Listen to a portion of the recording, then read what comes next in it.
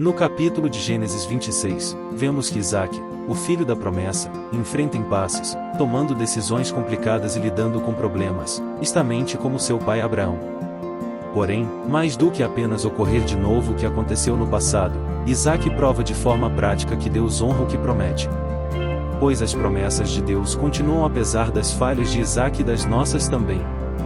Houve uma grande fome, fazendo com que Isaque fosse para a cidade de Gerara, nas terras do rei Abimeleque que era filisteu. Deus apareceu a Isaque e pediu para que ele ficasse longe do Egito. E assim renovou sua promessa feita a seu pai Abraão, que era de multiplicar sua geração, que seria tão numerosa como as estrelas do céu e todas as nações da terra seriam abençoadas. Pois seu pai havia tido obediência em Deus e tinha guardado todos os seus mandamentos. A menção de Isaque que Rebeca era sua irmã, aconteceu antes do nascimento de seus filhos, pois com duas crianças não tinha como dizer isso. O que havia ocorrido com seu pai também ocorreu com Isaque em ter que dizer que Rebeca era sua irmã, para que não fosse morto. Porque nesta época os reis poderiam ter direitos matrimoniais de toda mulher que lhes agradasse. O rei Abimeleque vê por acaso que Isaque acaricia Rebeca e suspeita da verdade. Ele chama Isaque e o repreende por saber que Rebeca era sua esposa e não irmã. A atitude de Isaque poderia ter levado um filisteu ao engano, fazendo pecar contra sua esposa, atraindo infortúnios ao povo do rei. Então, Abimeleque dá uma ordem para que ninguém toque em Isaque e Rebeca e quem o fizer morrerá. Isaque, então, permanece na cidade do rei, semeando nestas terras. Deus abençoou Isaque, trazendo muita fortuna a ele, que tinha rebanhos, bois, ovelhas e numerosos servos. Devido ao enriquecimento de Isaque, todos os filisteus o invejaram. Por esse motivo o povo do rei cobriu com terra todos os poços que seu pai havia feito e depois desse ato ainda os expulsaram da cidade. Isaque, então, reabre outros poços em áreas diferentes na cidade de Gerara. Mas, os filisteus continuaram a fechar os poços, levando Isaque a se dirigir para outra cidade. A esses poços Isaque deu nomes, no primeiro de Ezequiel, que significa divergências e conflito. No outro poço o nome de Sitna, que significa inimizade.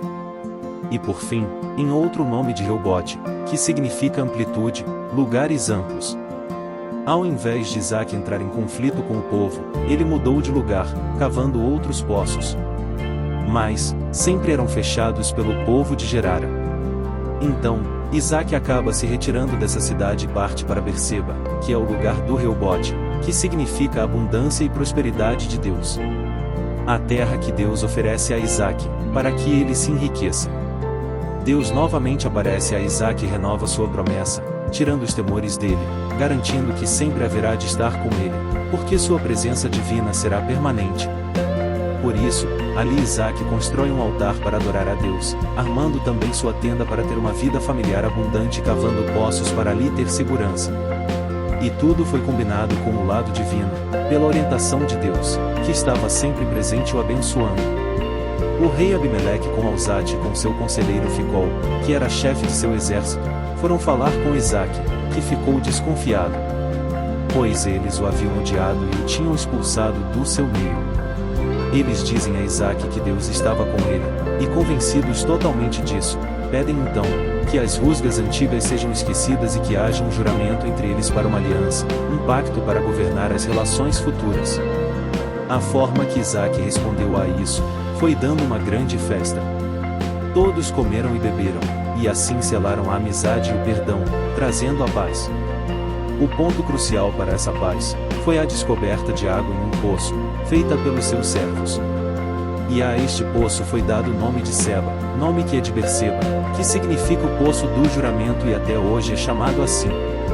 Esaú, filho de Isaque, que havia vendido seu direito de primogenitura a seu irmão Jacó, não se importando com a herança por ser o primogênito, teve a mesma atitude de desinteresse pelo desejo de Deus e de seu pai Isaque para arranjar esposas. Ele escolheu mulheres pagãs, que se chamavam Judite e Basimate, pois ambas cultuavam outros deuses. Esaú ignorou os conselhos de seus pais, desconsiderando os padrões culturais e assim suas esposas se tornaram grandes amarguras para seus pais, Isaque e Rebeca. Então, vemos no capítulo que como Isaque, Talvez estejamos desanimados cavando poços, em um momento sentindo a vitória e de repente no outro o fracasso. Às vezes cavamos e não encontramos nosso lugar próspero, mas vagar em um deserto com Deus é melhor do que estar em águas superficiais, longe dele. Muitas vezes nos sentimos frustrados como terra hostil, outras tendo tentações em agir conforme nossa vontade, apelando pelas coisas que permeiam o que não é divino. A verdade é que podemos encontrar águas, e voltaremos a sentir falta de água. Mas, Deus nos oferece da sua água que será como uma fonte a jorrar dentro de nós por toda a nossa vida, pois a água de Deus é inesgotável. Vemos que a história de Abraão se repete com seu filho Isaque. Acredito que por conta de um regime severo da época, quanto a estrangeiros, Isaque tenha sido levado a usar a mesma justificativa que seu pai, com Abimeleque.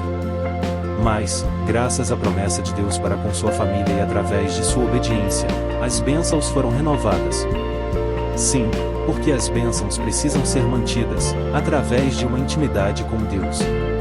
Vemos aí a origem das bênçãos à humanidade e através da nova aliança com Jesus é possível, hoje, sermos salvos, abençoados e herdarmos a vida eterna. Também observamos que as dificuldades fazem parte da caminhada com Deus. A fome, as tribulações e os conflitos não significam que Deus nos abandonou. Ao contrário, podem ser maneiras e possibilidades para vivenciar o cuidado e a provisão de Deus, como diz em Romanos 8:28. Deus age em todas as coisas para o bem daqueles que o amam, dos que foram chamados de acordo com seu propósito. Notamos que a obediência é o caminho da bênção, quando confiamos em Deus e permanecemos onde Ele nos mandou, mesmo quando as situações eram difíceis.